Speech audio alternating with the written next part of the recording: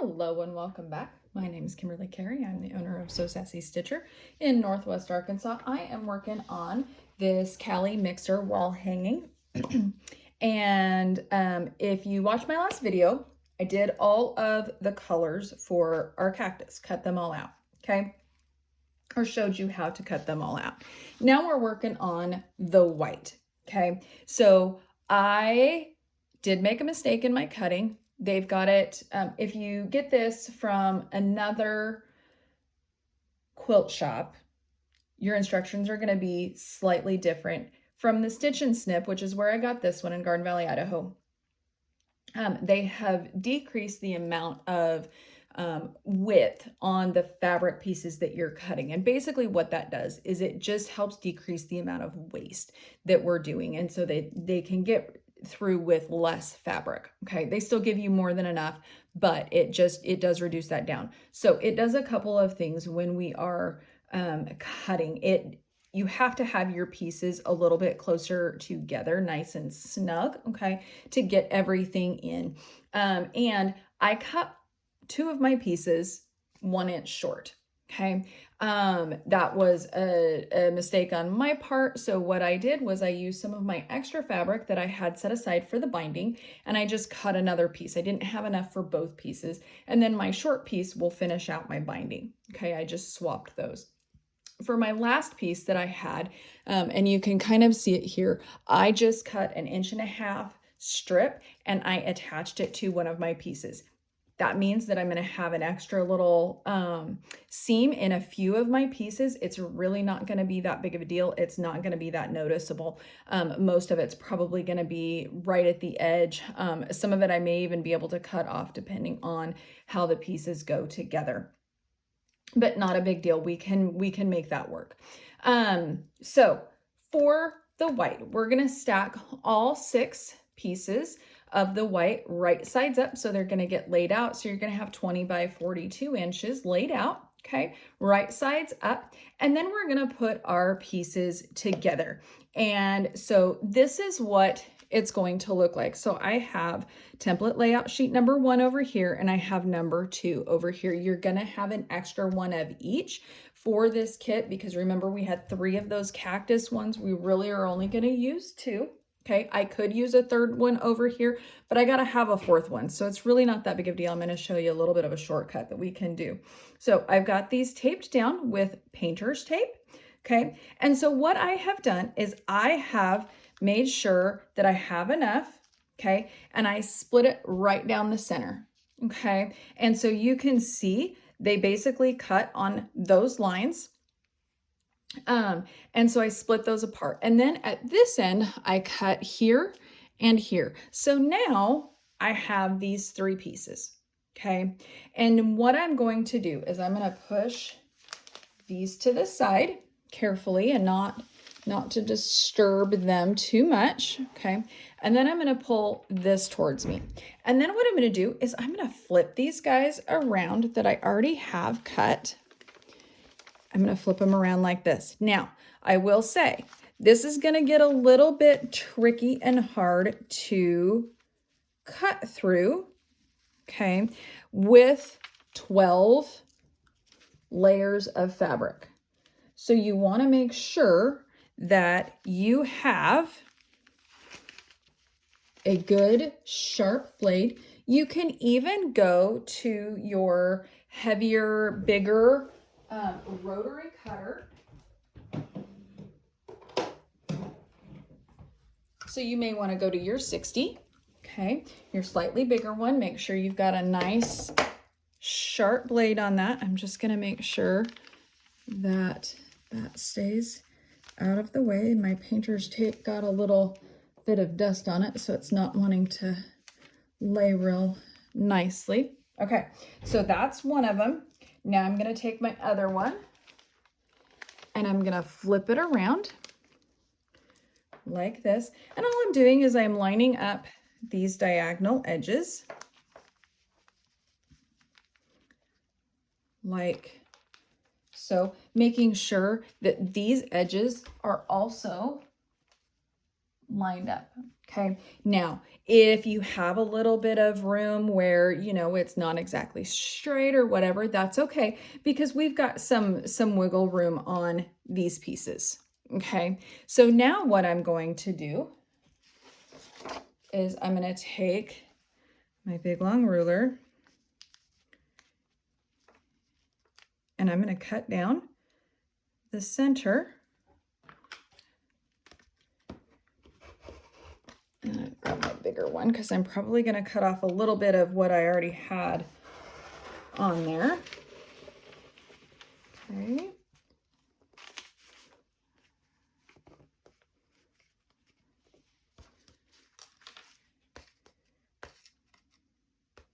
And you may have to go through a little bit slower, and you have to press pretty hard. And of course, I'm trying to avoid the camera and all of my equipment, and so it does make it a little bit more difficult. But you're gonna cut through all of those layers until you can get them apart. Now your edges might not look super nice. Okay, that's okay, because they're gonna get cut off anyway. It's not like that's what's gonna go in, okay? It can look a little rough when we're going through that many layers of fabric, okay? That's okay. You can see where my seam is. This moved just a little bit, that's okay. I'm gonna be able to put that back. I can add a little bit more tape if I need to be able to get that to stay put. Okay, so I'm gonna set this one aside so that I can show you then how to cut these apart. So this one is also going to be the same one that I set aside is going to be the same way. Okay, so what I'm going to do is I'm going to cut these apart first, and it doesn't have to be exactly on the line. I'm kind of splitting the difference because there's a little bit of my pages overlap just a little bit. Okay, when you're cutting this many, I'm going to take shorter strokes. I'm going to move my mat just a little bit. Here we go. So I can get a better angle on it. Okay, so I'm taking shorter strokes. I'm not doing one just nice, smooth gliding motion, but this allows me to get everything cut at the same time instead of trying to cut apart my pattern and then re-put it together to cut the other half. Okay, so I'm just making sure that I don't move my ruler as I cut along that pattern. And if I were standing up, it'd be a little bit easier. I'd have a little bit more power, okay? And then I'm just gonna make sure that I get through all of that. And then the rest of this, I can just turn here. Make sure that that stays down, okay? And you can turn it and go like this. I'm gonna just cut this end off real quick, just to get it out of the way. Because it's just not anything that I need. Just like that. I'm gonna save these little pieces, okay? I'll probably end up throwing them away at the end, but then I'm gonna cut out my selvage. Okay, now, oh, I didn't quite get this cut all the way. There we go. Okay, I'm gonna set one of these aside, clean up my little bit of mess there. Okay, and then So on your pattern, you're going to have cut line 1 and cut line 2. And so I'm just going to take my ruler and I'm going to put it along that cut line 1. Okay. For this one, it wouldn't really matter which cut line I did first. And so sometimes what I like to do, if it doesn't matter, sometimes it matters so that you're not cutting across one of your pieces to be able to cut things apart.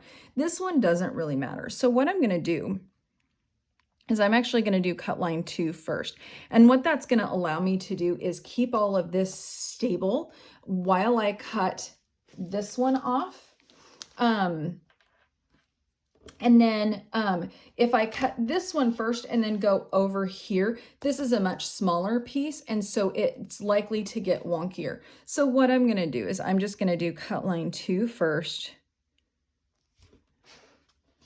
Just like that, get it in a good position. And then I'm going to cut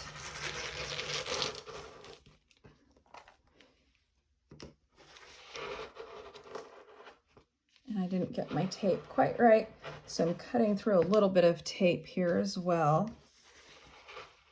And 12 is hard to cut through. If you can't do it, you can do it in pieces and you can use that third piece to kind of help you out.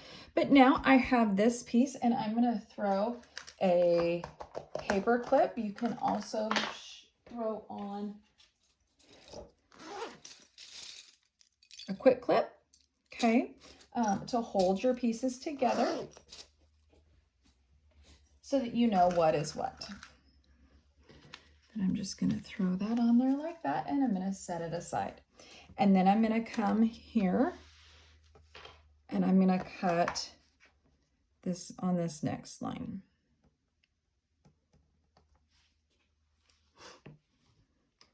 And do the same thing. Okay, again, shorter strokes, making sure that everything behaves itself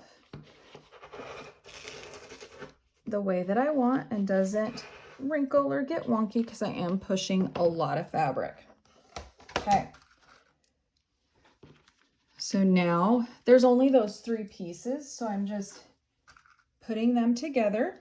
Now, you can see on this end, I've got some extra here. I don't have to worry about taking that off. Okay. I don't have to make this perfect. The piece is going to go together just fine. So I don't have to make that piece the exact shape. I can leave that. Okay. So the rest of your pieces are going to be exactly the same as what we just did. Okay. So I'm going to cut these apart as well. All right. And I'm going to do, for this one, the way that it is angled, I'm going to do cut line 1 first. I could turn it around and do the other one. Doesn't really matter.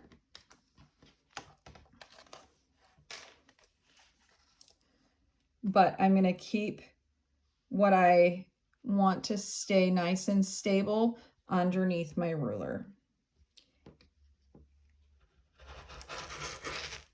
And I'm going to cut